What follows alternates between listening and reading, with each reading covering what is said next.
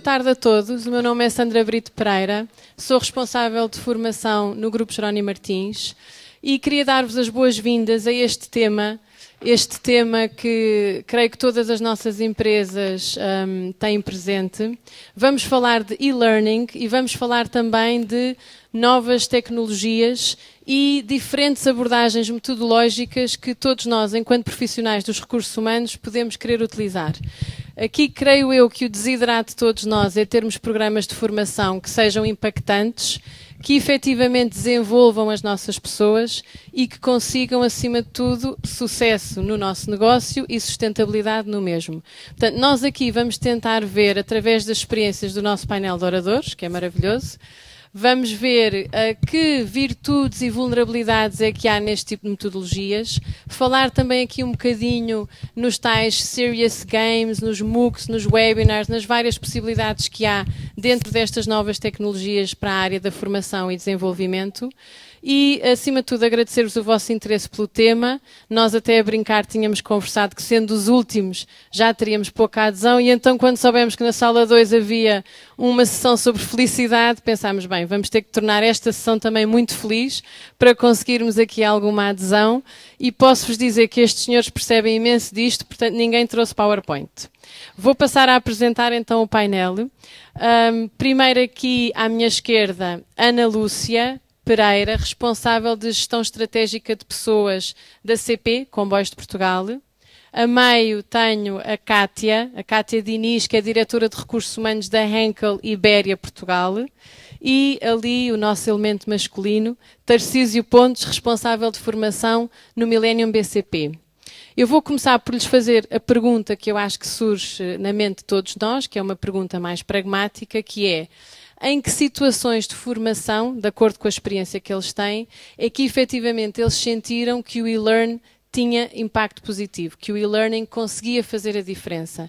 E se pudessem dar alguns exemplos de experiências concretas, melhor ainda. Começava se calhar com a Ana Lúcia. Boa tarde a todos.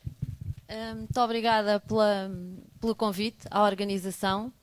E é sempre um prazer, acho que podermos partilhar as experiências, sobretudo de uma empresa que eu represento, que toda a gente conhece, que não há aqui ninguém que não tenha andado de comboio, com certeza, mas que é uma empresa tradicional, tem mais de 150 anos, mas que nós costumamos dizer que está virada para o futuro. O e-learning, sendo uma realidade recente na CP, está a resultar, felizmente, estamos muito satisfeitos com isso. Pensamos que o e-learning se resulta melhor em projetos que sejam transversais, em projetos que, quando queremos que a informação ou o conhecimento chegue o mais rapidamente possível e a um maior número de pessoas. Nos nossos casos mais impactantes, digamos assim, na empresa, tem a ver com os produtos comerciais dos alfas e dos intercidades.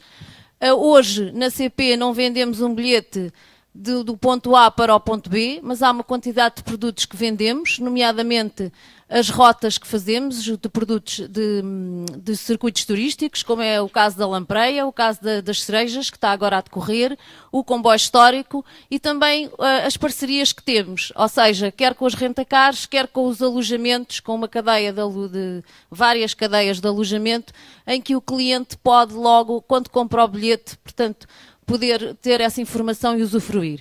Fizemos, portanto, esse e-learning cujo universo era para 1.200 trabalhadores, portanto, todos os trabalhadores que estão ligados à venda, sejam eles ao nível a bordo do comboio, na revisão ou na estação. Depois temos um projeto, e esse eu vou detalhá-lo um pouco mais, porque penso que é uma experiência um pouco diferente, se calhar para todos nós que estamos aqui, que foi uma experiência que chamámos Conhecer o Negócio. É uma ação de formação e que lhe chamámos Conhecer o Negócio. E conhecer o negócio porquê? Como sabem, sendo uma empresa pública como somos, e uma empresa muito tradicional, desde 1 de janeiro de 2011 que não podemos recrutar, mas as pessoas continuam a sair. Portanto, vivemos neste momento, como todos nós, uns mais que outros, com uma contenção de recursos, com recursos muito condicionados. Então pensámos em fazer uma ação de formação que tem como objetivo divulgar a atividade da CP envolvente. Qual é que é o principal objetivo disto? Reforçar o envolvimento dos trabalhadores com a missão, visão e valores da empresa e, sobretudo, perceberem qual é a integração das áreas. Ou seja, todos nós temos esta questão nas nossas empresas, quando temos as pessoas ao nível operacional, acham sempre que há lá umas pessoas que estão lá nas áreas centrais, sentadas a uns computadores, mas que não fazem nada. Mas que ganham ordenado ao fim do mês e têm muitas mordomias. Depois há uns outros que estão na operação, que é quem trazem o negócio, mas têm alguma dificuldade. E nós achamos que era importante fazermos esta ação que se destina a todos os trabalhadores e cada um perceber qual é o seu papel. Esta ação de formação, e nós temos este princípio nos nossos e-learnings, fazermos sempre uma sessão presencial inicial e uma sessão presencial final. Inicial porquê? Para nós explicarmos, como disse, é uma realidade recente e, portanto, explicamos o que é que a pessoa vai fazer e como é que vai fazer e o porquê de se fazer o e-learning. E no final, para fazermos algum debriefing e fazemos sempre um grupo piloto. A seguir ao grupo piloto temos sempre a oportunidade de melhorar e de cada um contribuir. Por exemplo, nesta ação de formação, sendo uma ação para todos os trabalhadores, tivemos o cuidado de ter um grupo piloto com representação de todas as categorias profissionais da empresa. Para quê? Para que cada um pudesse dar o seu contributo na sua perspectiva. Esta ação de formação tem 4 módulos, que vai desde o que é a CP e acaba com visitar a CP. O que é que isto significa? Portanto, nós falamos da história da CP, como é que foi constituída, da integração da CP no setor, alguns indicadores de mercado, onde é que a CP atua e depois o que é preciso para termos um comboio na linha. Portanto, desde a concepção do horário, à venda, à disponibilidade da linha, tudo isso é dado no curso.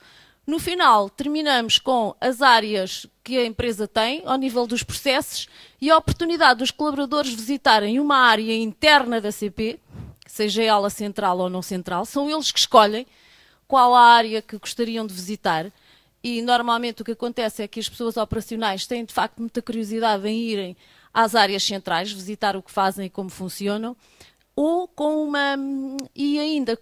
e podem ainda visitar o gestor de infraestrutura, ainda refere, agora na mudança para as infraestruturas de Portugal, em que vão visitar o comando e controle da circulação, que é uma área que os nossos trabalhadores operacionais têm que lidar, mas falam telefonicamente ou pelos sistemas tecnológicos, mas não diretamente com as pessoas, e é uma oportunidade de conhecerem como funciona.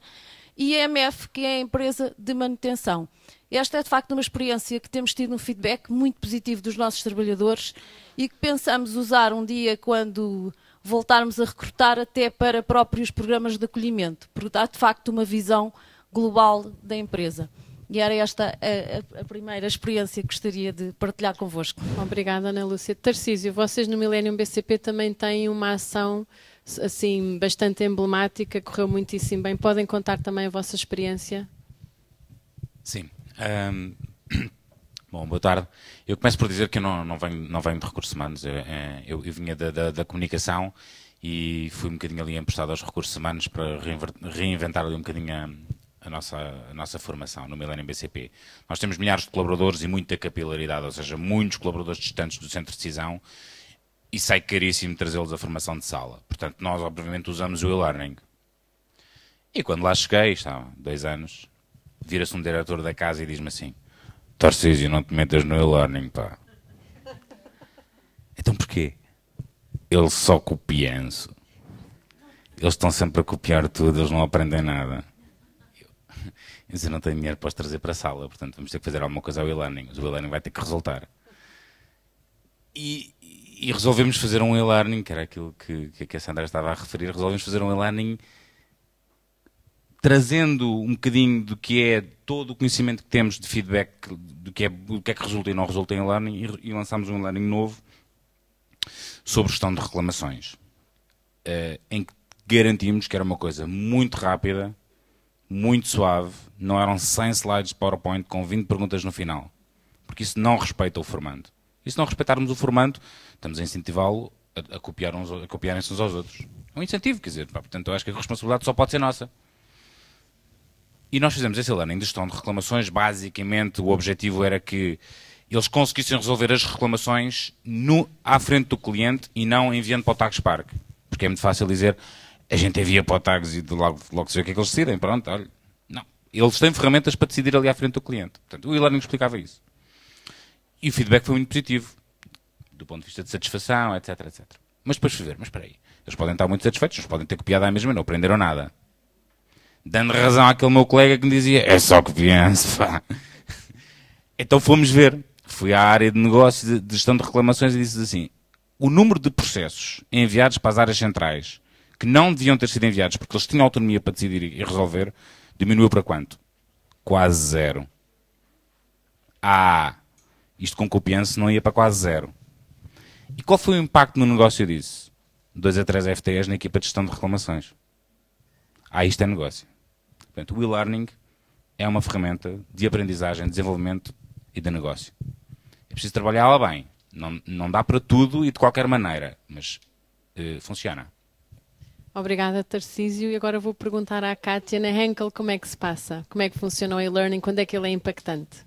Ok, boa tarde. A Henkel, bem, quando falamos de Henkel, algumas pessoas têm a informação, mas em termos de produto, eu acho que vocês conseguem identificar melhor. O Sanazol, Persil, o Extra, Teramed, Diadermine, shampoo, Saios, Gliss, enfim, uma quantidade grande de produtos que, ao princípio, a gente não consegue assimilar ou entender que é Henkel.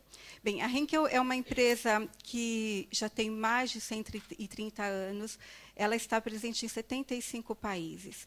Então, quando nós falamos na questão da disseminação em termos dos valores, do grande objetivo da empresa, da estratégia, como fazer isto de modo a atender 43 mil funcionários no mundo todo. Então, desde o ano de 2003, a Henkel começou com o processo da criação dos centros partilhados. Então, hoje, qualquer colaborador, quando eu tenho uma atividade mais operacional e que é estándar a nível mundial, eu vou estar falando com uma área em Bratislava, em Manila, no México, em Bangalore. Okay? Este foi o processo que iniciou dentro da organização. E, em 2013, entendeu-se que nós deveríamos ter um e-learning também a nível mundial. Ou seja, que quando eu fosse falar sobre uma informação que eu quisesse disseminar, automaticamente isso passaria para todos os colaboradores. E a ideia é que fosse, como aqui o Tarcísio colocou, algo que não tivesse 100 slides ou N perguntas, algo que fosse realmente interativo, então com a utilização de vídeos, e que não fizesse com que o colaborador, quanto tempo eu tenho que ficar aqui a fazer isso? Então, algo que realmente chamasse a atenção e que fosse de fácil acesso. Então, hoje, o que eu posso dizer, respondendo, né, a tua pergunta, eu acho que funciona muito bem em todo o processo de integração. Todo funcionário, quando vai entrar na empresa, antes dele iniciar, ele já recebe um e-mail nosso para que ele possa acessar e começar a ter informações sobre a empresa. Essa integração e-learning acontece durante um período de 3 meses. Depois, tem uma experiência que tem funcionado muito bem nos últimos 2 anos, que é a questão do compliance.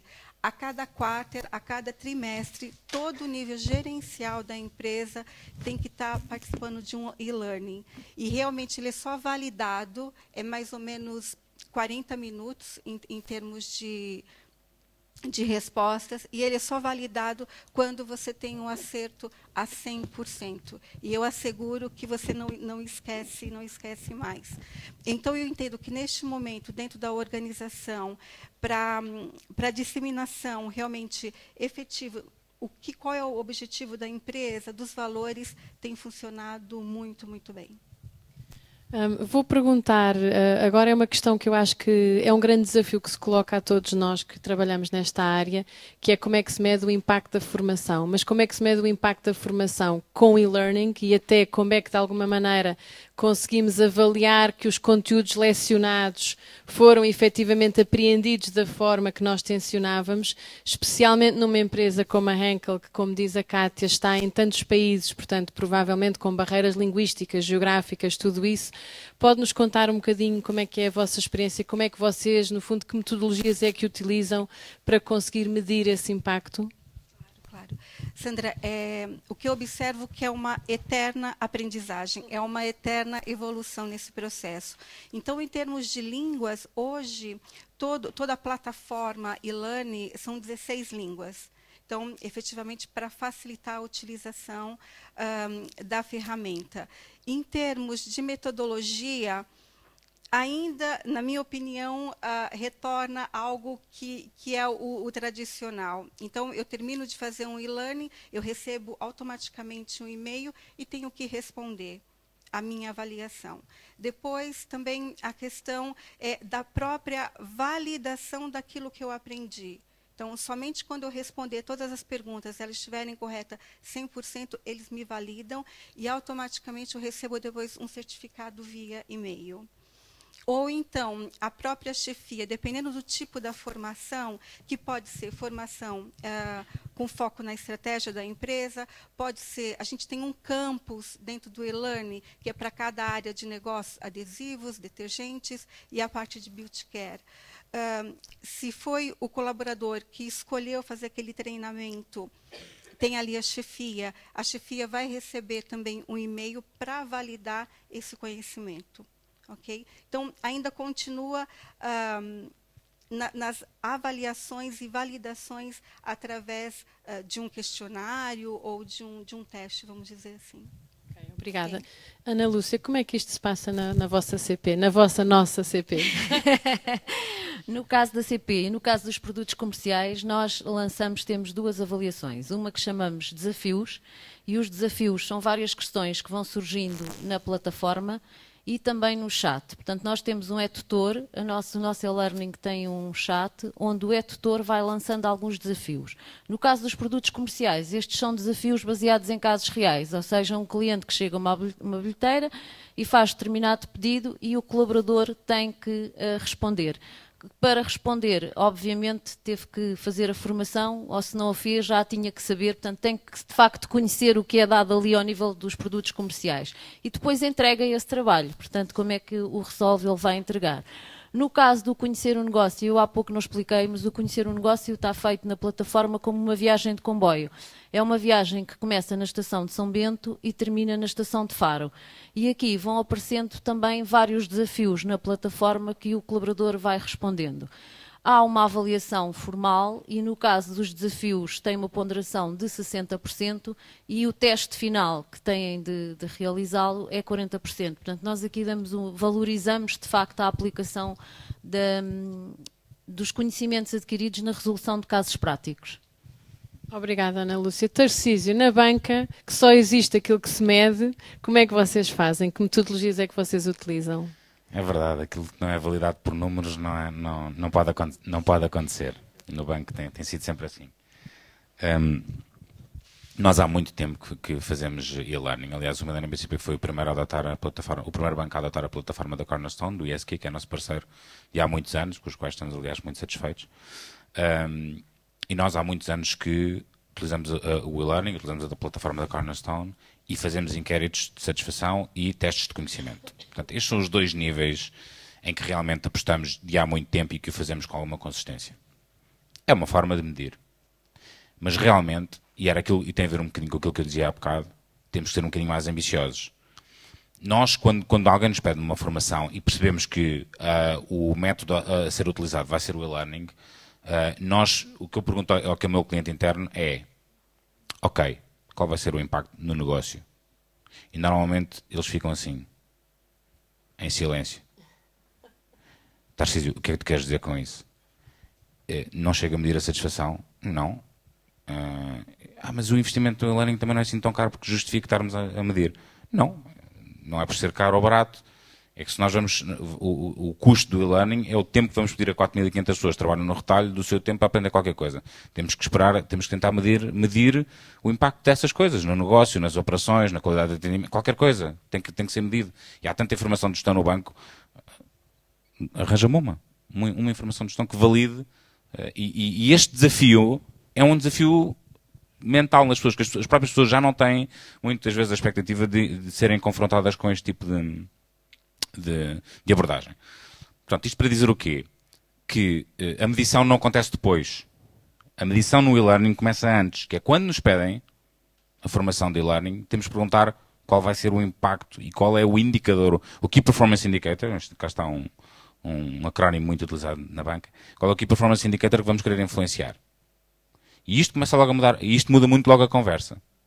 Aqui o e-learning vai ser muito mais focado naquilo que é realmente o outcome, portanto, o resultado que queremos atingir.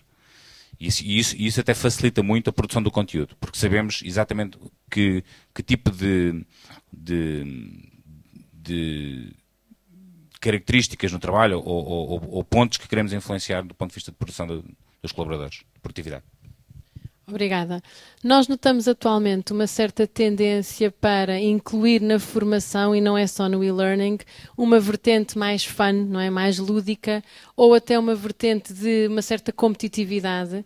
Vemos isso através da gamificação, dos serious games. Há algumas empresas que já têm alguma experiência, outras nem tanto, e eu vinha perguntar aqui a este painel de oradores se nas vossas empresas vocês têm essa experiência e se tendo, se acham que realmente faz a diferença. Tem mesmo um impacto positivo? Posso começar com o Tarcísio. Sim, claro. Bem, no Millennium BCP, a diferença entre um e-learning tradicional, por assim dizer, mais baseado em slides ou informação que passa, ou um e-learning baseado num jogo ou em algo, numa estrutura mais lúdica, é brutal. Quer a nível da adesão das pessoas, quer depois a nível de satisfação de feedback, no feedback a nível de satisfação, quer depois nos comentários que as pessoas fazem. Para quem entrou, como vos contei há bocado, tão estigmatizado com o que era o e-learning, é muito agradável ouvir um feedback das pessoas escrito a dizer ainda bem que há e-learnings assim, continuem a fazer assim. Isto são mensagens que as pessoas preenchem no inquérito de satisfação, que as pessoas não são obrigadas a preencher aquilo. Portanto, as pessoas querem mesmo expressar que devemos continuar a apostar numa estrutura mais lúdica de disseminação dos conteúdos. Temos feito isso muitíssimo bem, mais uma vez, endereço aqui o elogio ao ISQ, que nos tem ajudado imenso. E realmente, isto só significa que nós estamos a respeitar o formando. Porque o formando quer aprender. Não quer aprender à força. Quer aprender com instrumentos didáticos. Portanto, nós temos tido uma experiência muito boa e vamos continuar a apostar. Tanto é que, com esta estrutura de gamification, ou mais lúdica, nós estamos a atingir taxas de realização e de concretização da formação em 5, 6 dias de 80% a 90%. Em 4.500 pessoas. Portanto, é muito positivo. E elas estão muito ocupadas, não estão sem nada para fazer, acreditem. Eu queria só dar aqui uma nota que faz um bocadinho ponto para o próximo passo, mas eu queria deixar.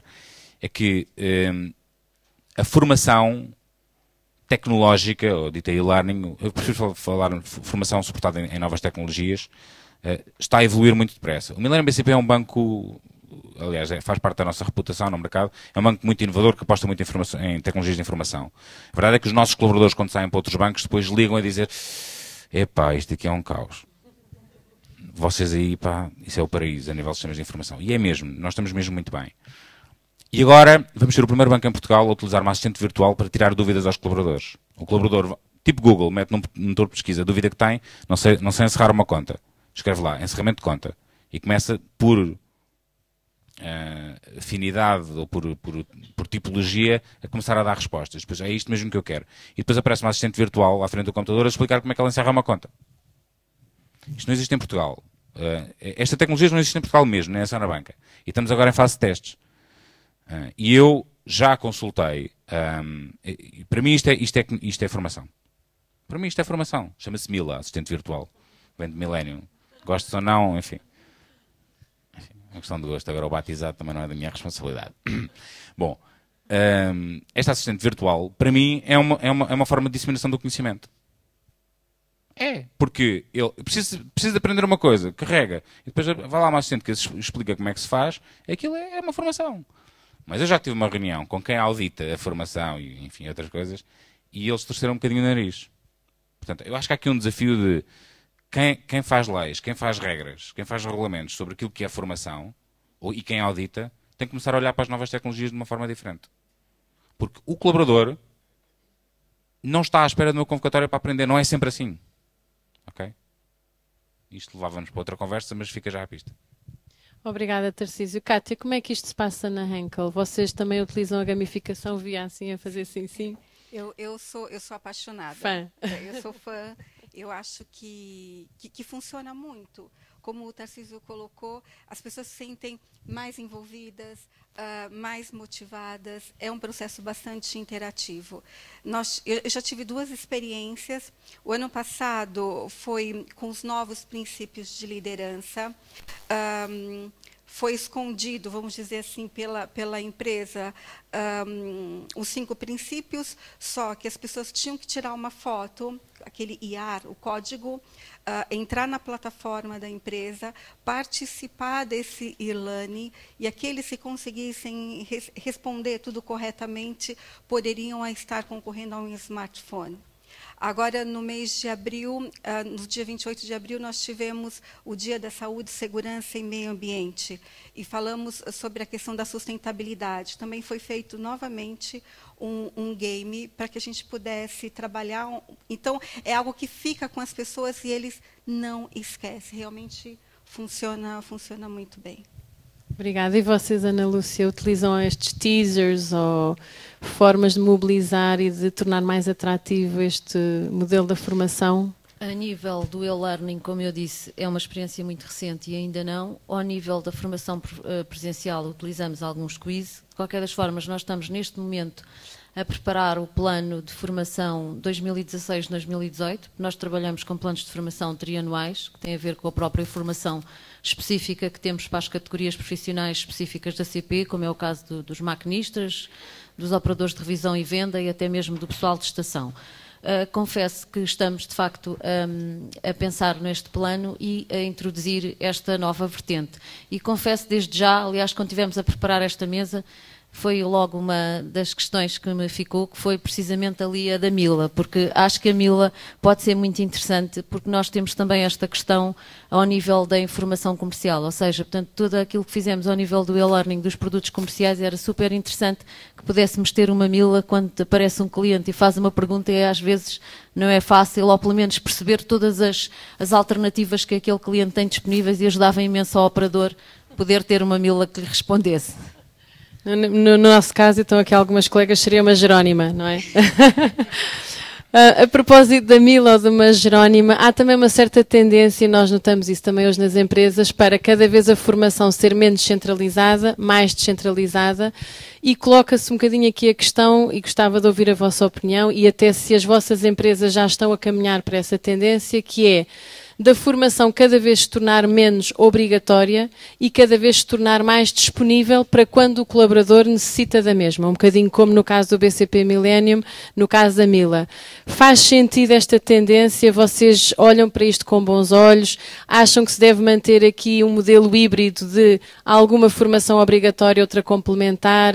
Qual é que é a vossa posição quando estrategicamente olhamos para daqui, para o tal 2020, não é, em que andamos todos a trabalhar? E se as vossas organizações já espelham essa tendência? E se calhar começava por perguntar a opinião à Ana Lúcia. Eu, relativamente a isto, acho que precisamos ter um bocadinho de bom senso e pensar e também olhar à realidade das nossas organizações.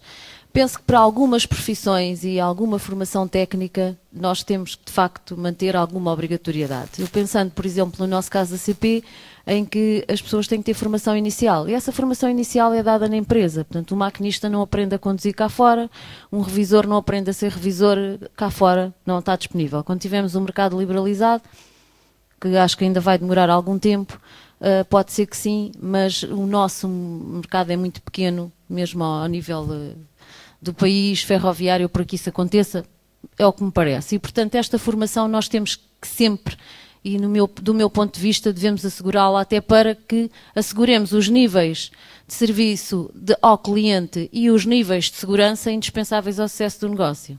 Porque nós isso não podemos deixar nas mãos do colaborador. Isso claramente penso que temos que garantir.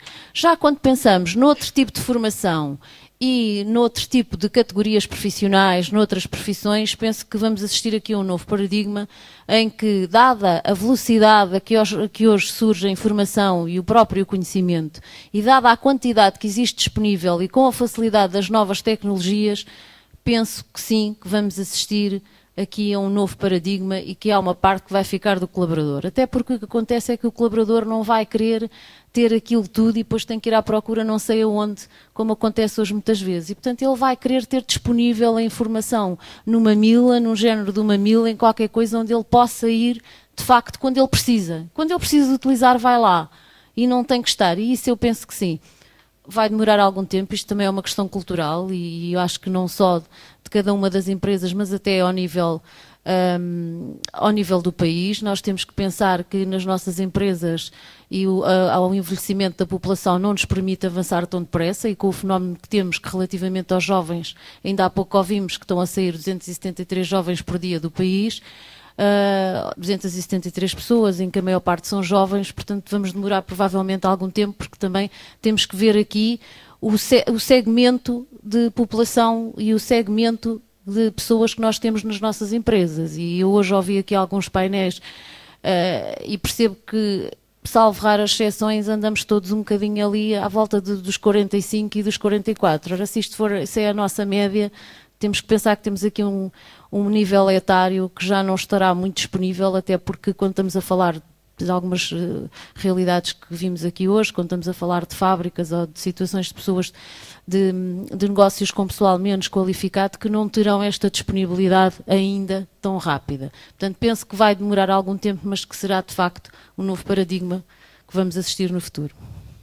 Tarcísio, no vosso caso, vocês são uma empresa muito inovadora, mas a banca não deixa de ser normalmente uma cultura organizacional formal, hierarquizada, onde se calhar deixar a formação na autonomia do colaborador, se calhar ainda não é uma realidade. Como é que vocês estão? Sim, não é e nunca será. Então, desde 2008 para cá, ainda menos. Porque nós já éramos, eu acho que já éramos bastante regulamentados, então agora, enfim, há regulamentos para tudo, há muitas auditorias, nós temos muitas auditorias nas sucursais, pronto, e é normal, é legítimo, obviamente, e temos de ter a certeza que aqueles colaboradores, naquilo que é a formação obrigatória legal, estão completamente preparados. Isso é muito importante. Portanto, aí não há complacência. E nós fazemos muito push, para quem esteja mais atrasado, nós fazemos muito push via hierárquica para não se deixar atrasar, porque aí a organização incorre em riscos que não podem ser escamoteados, nem pensar. Mas dito isto, para além daquilo que é a formação legal, um bancário hoje em dia tem que conhecer mais ou menos 200 ou 300 operações diferentes. Às vezes pequenas nuances de uma operação para outra. Se é uma conta que tem que fechar, se é individual ou se é coletiva, quais é que são. Há sempre muitas operativas associadas a cada coisa. E, portanto, a informação tem que estar disponível para eles aprenderem. Porque este é que é o grande problema da formação de um bancário. É que nós não podemos dizer, olha, vais agora aprender a fazer a operativa de encerramento de cartões. E ele só daqui a 6 ou 7 ou 8 dias ou 30 dias é que vai ter que cancelar um cartão. Pois ele já não se vai lembrar de tudo. Porque aquilo é complexo. Obviamente que a formação tem que estar ali disponível para ele ir consultando quando quer. Portanto, isso é absolutamente inevitável. E quanto mais ágil, mais rápida, mais pedagógica for, melhor para ele também, porque aprenderá mais depressa e realizar a operação mais depressa. Dito isto também, nós temos que tornar esse acesso mais fácil, tornar a experiência formativa mais amigável, para que ele também tenha mais vontade de fazer essa autoaprendizagem, esse autodesenvolvimento, esse desenvolvimento. Tudo isto, eu estou sempre a falar de formações técnicas, porque as formações comportamentais nós tentamos, apesar de tudo, fazer mais através do presencial, para ser mais experiencial, mais através de roleplays, etc, etc. Mas o tema aqui é e-learning. E sobre este tema, só para concluir, o push para a formação obrigatória e o pull, ou seja, aquele em que ele se inscreve, em que ele tenta, por ele próprio aprender, tem que estar muito disponível e acessível. E temos feito essa aposta, obviamente. Obrigada. E vocês, sendo uma multinacional, se calhar têm uma experiência um bocadinho diferente. Kátia? Não tão diferente. Eu partilho, né, de ambos. Quando falamos das formações que são obrigatórias, mandatórias, isso continua. Em termos das atividades que tem que ser feita nas fábricas e tudo mais, hoje eu ainda não vejo isso passando realmente para e-learning. Mas quando falamos da questão dos soft skills, das informações realmente que a empresa entende que são estándar e que tem que ser disseminada para todos, não tem mais como voltar atrás. Agora realmente é ir melhorando, é ir inovando e trabalhando em cima do e-learning. Então, eu acredito que fica uma mescla. Não sei dizer ainda, não temos uma bolinha mágica de cristal para saber o que pode acontecer daí a alguns anos. Mas eu tenho um exemplo meu pessoal e eu queria só partilhar. Eu estou aqui em Portugal, já completou 7 anos. E tenho uma sobrinha que o mês passado me manda via WhatsApp: Tia Kátia, vou concorrer a uma vaga de estágio e eles querem que eu faça uma apresentação através das linhas de estações. Falei, uma apresentação como? Eu tenho que falar da minha vida, quem eu sou, para onde vou e tudo mais. E ela me mandou um briefing, tudo WhatsApp, e eu li aquilo, depois passei um e-mail entendendo da maneira, utilizando um pouco a minha experiência em recursos humanos, como deveria ser. Depois ela gravou um vídeo, me mandou para que eu pudesse ver, depois via Skype. Então, de tudo isso, há 20 anos atrás, 25 anos, eu não iria imaginar que eu poderia ajudar a minha sobrinha a participar de um processo de entrevista, e ela foi aprovada, ela entrou. Então, eu acho que, realmente, retornar, nós não conseguimos mais. Eu sei que é muito importante para nós, enquanto ser humano, estar com as outras pessoas, poder olhar nos olhos. Essa troca é muito importante, essa interação. Mas, em termos da era digital, da era tecnológica, não conseguimos voltar mais. Então, acho que a capacidade de adaptação que nós temos enquanto ser humano tem que estar sempre aberto. A mobilidade, a flexibilidade. Eu vejo que é por aí. Muito obrigada. Isso também nos obriga a todos nós a ter pessoas nas nossas equipas com perfis muito mais tecnológicos do que teríamos, se calhar, há alguns anos atrás. Queria perguntar ao público, e estamos assim em ambiente um bocadinho intimista, portanto aqui não há qualquer intimidação possível, se vocês têm alguma pergunta, algum comentário, se gostavam de partilhar também o que é que se passa nas vossas empresas, designadamente que plataformas é que utilizam, é sempre uma questão que preocupa quem se está a iniciar nestes meandros do e-learning. Aqui nós já falámos sobre isso, acho que no Millennium BCP é Cornerstone, vocês é Forma Área da PT e no caso da Henkel... É um sistema próprio, é um sistema próprio. Sim. Pronto, como sabem também há o Moodle, que é gratuito e algumas empresas conseguem customizá-lo e pôr um look and feel que seja, no fundo, o apanágio da própria empresa. Portanto, há aqui várias experiências. Alguém gostava de fazer algum comentário, colocar alguma questão a este painel de oradores? Está ali uma senhora. Ora bem, está ligado. Antes de mais, muito boa tarde, é um tema interessante. Deixem-me apresentar, meu nome é Ana Benoliel, trabalho na Páginas Amarelas e uma das minhas responsabilidades é a área da formação, que herdei há 2 anos. Quando me lançaram o desafio, eu disse, oh meu Deus, o que é que vem aí? Eu não gosto de formação. Mas fruto de algumas reorganizações internas, incluindo no Departamento de Recursos Humanos, herdei esta área com a qual agora não passaria sem ela. Fruto das contingências de budget que nós tivemos na empresa, a área de formação atualmente restringe-se muito ao e-learning e o primeiro desafio que eu tive, e não sabendo muito de formação, foi pensar, meu Deus, o que é que eu faço agora? Somos todos tão resistentes ao e-learning. Eu própria fazia as formações de e-learning na antevéspera delas terminarem e pensei colocar-me no lugar do colaborador enquanto formanda, o que é que eu gostaria de ver e o que é que eu gostaria de fazer com e-learning. A primeira coisa que fiz foi um diagnóstico. Acho que nada passa, o e-learning não terá sucesso, ou qualquer formação não terá sucesso, se não fizermos um diagnóstico de necessidades muito profundo. Fiz um questionário online de satisfação, onde me apercebi que tal fazemos e-learning de outra forma. Trabalhamos competências comportamentais, por exemplo, por via do storytelling. A primeira experiência, de facto, nós trabalhamos o tema orientação para os resultados através de uma conversa entre 2 personagens, foi storytelling puro. E a análise que eu fiz dos resultados de satisfação foi que tivemos resultados muito positivos, mas naqueles campos de resposta de questões abertas apercebi-me que a formação era muito longa, era extensa e era comportamental. Que tal falarmos de formação mais técnica, mais orientada para o negócio? Então, aí contactei alguns parceiros que, desenvolvendo conteúdos para a nossa plataforma de e-learning, resolveram trabalhar sobre a temática marketing digital. A nossa empresa, ao contrário do que muitas pessoas possam pensar, neste momento já não tem listas, já não tem as listas telefónicas, toda a nossa oferta comercial assenta em publicidade online, publicidade digital. Portanto, se quiserem anunciar na páginas amarelas, estejam à vontade. E então trabalhamos a temática marketing digital em formato e-learning. Desenvolvemos estes conteúdos com a FLEG, uma das empresas de referência na área de formação, na área de marketing digital, e foi uma formação extensa de 8 módulos, e mais uma vez analisamos os resultados, e além de serem muito satisfatórios, tínhamos um pequeno senão: era demasiado extensa. Portanto, de facto, estávamos aí no caminho certo sobre a temática, ir para o negócio, deixar competências comportamentais de lado, mas, mais uma vez, o feedback ia no sentido de que era uma formação demasiado extensa.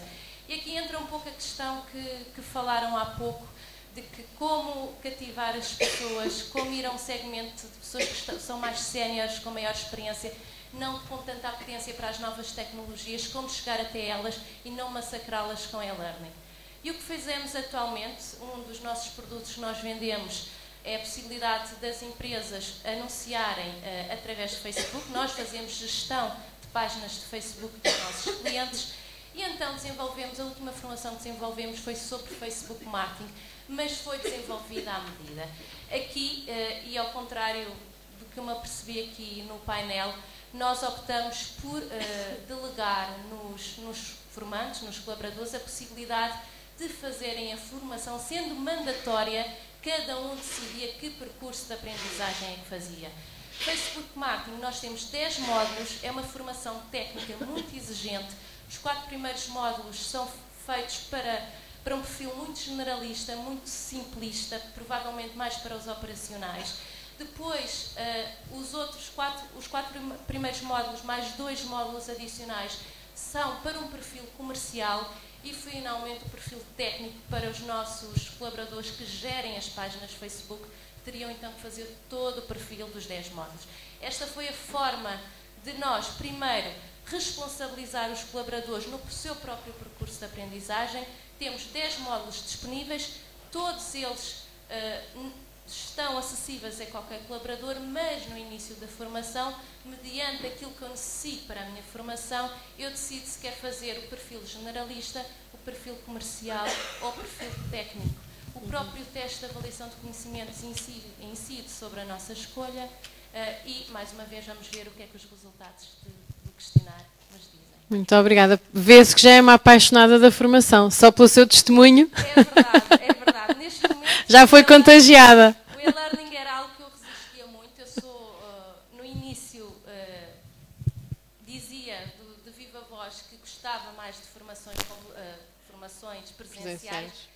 Neste momento, se formos criativos, se avaliarmos bem o que os nossos colaboradores nos dizem, conseguimos muitas coisas do e-learning. Funciona. Muito obrigada. Mais alguma questão aqui, este senhor à frente? Podem trazer o micro, por favor.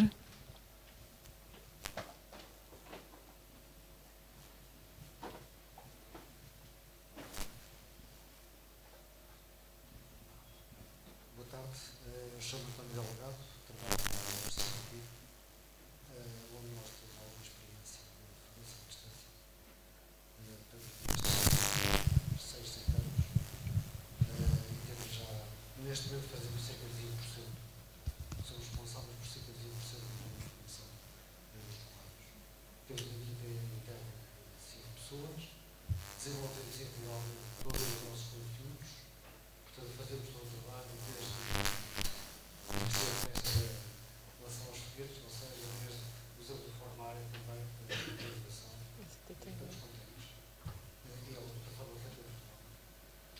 Fazemos a administração da plataforma, fazemos os conteúdos, fazemos a tutoria, fazemos a difusão, fazemos o reporte, fazemos a avaliação, fazemos todo o percurso da formação que está.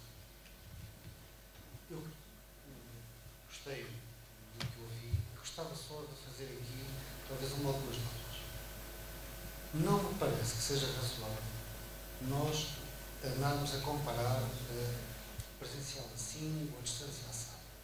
São canais diferentes, com características diferentes, que se destinam a resolver problemas diferentes.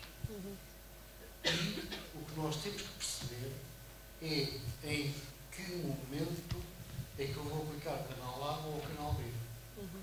E quem diz isto diz um blended, ou diz um webinar, ou diz o que for. Uma outra questão que foi colocada e que eu acho que é extremamente interessante é quando é que eu preciso da formação.